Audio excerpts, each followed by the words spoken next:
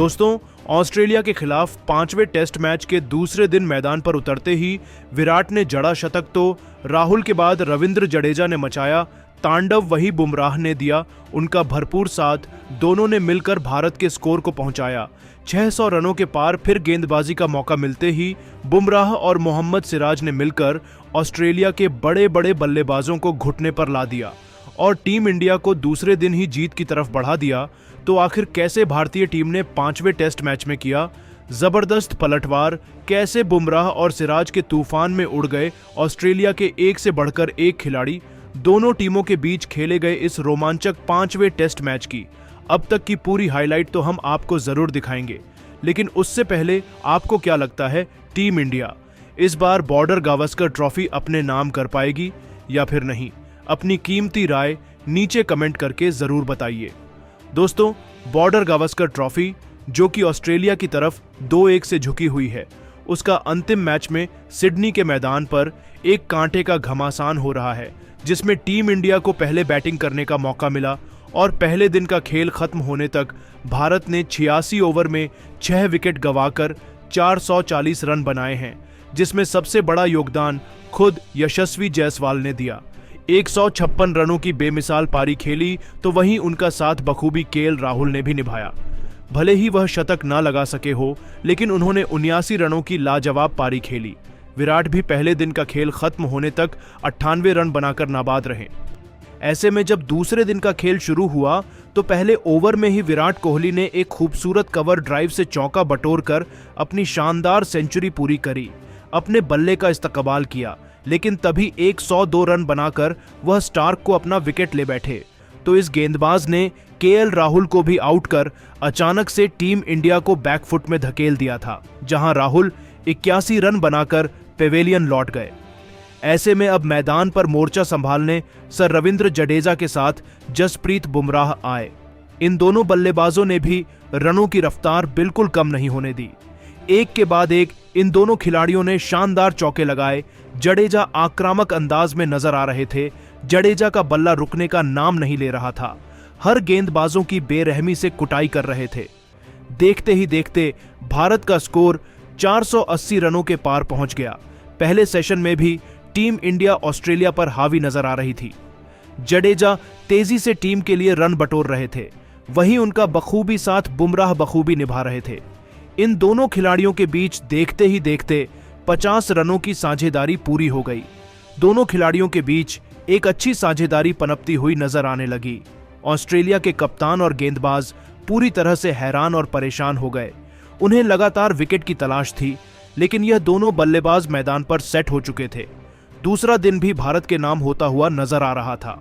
Jadeja test match को T20 के अंदाज में खेलना शुरू कर दिए, वही जसप्रीत उन्हें भरपूर स्ट्राइक दे रहे थे।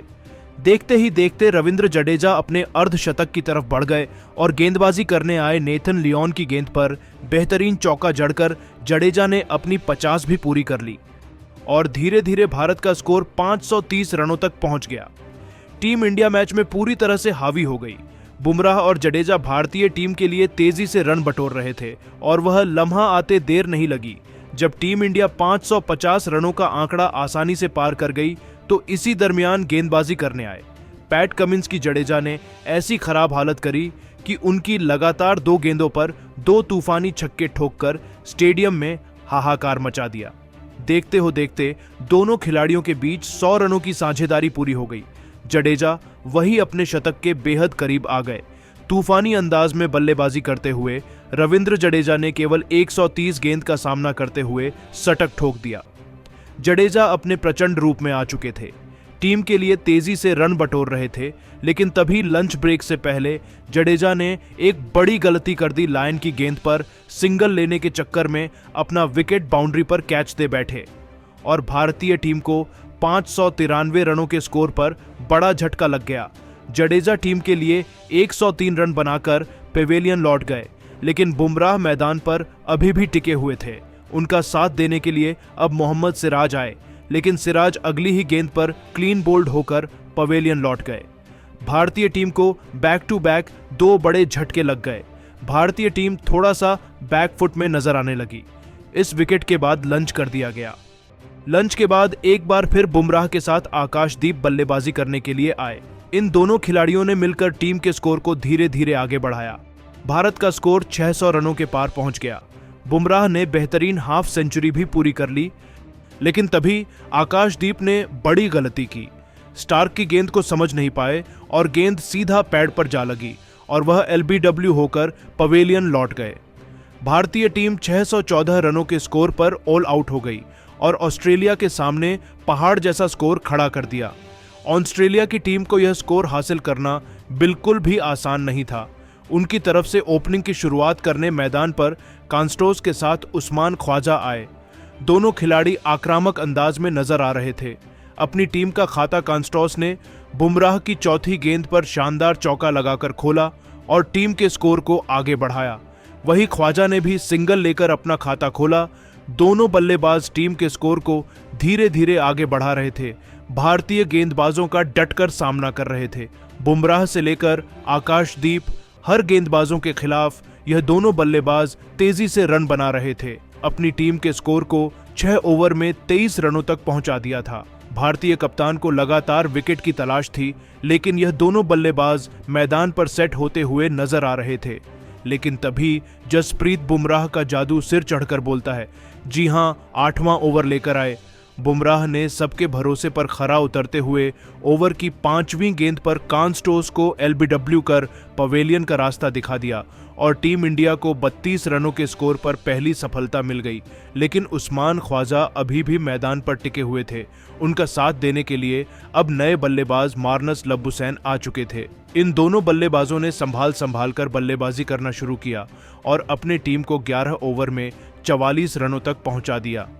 दोनों बल्लेबाज मैदान पर सेट हो चुके थे। अपनी टीम के स्कोर को धीरे धीरे आगे बढ़ा रहे थे। 16 ओवर में ऑस्ट्रेलिया का स्कोर 63 रनों तक एक विकेट पर पहुंच चुका था। इन दोनों खिलाड़ियों के बीच अच्छी साझेदारी देखने को मिल रही थी। टीम इंडिया को विकेट की सख्त जरूरत थी और तभी रोहित ने इस बार फिर मोहम्मद सिराज पर भरोसा जताते हुए 19वां ओवर फेंकने के लिए गेंद थमाया और सिराज ने ओवर की अंतिम गेंद पर इस बार लाबुसैन को ऋषभ पंत के हाथों कैच पकड़वाकर पवेलियन का रास्ता दिखाया और टीम इंडिया को दूसरी सफलता 62 रनों के स्कोर पर मिल गई।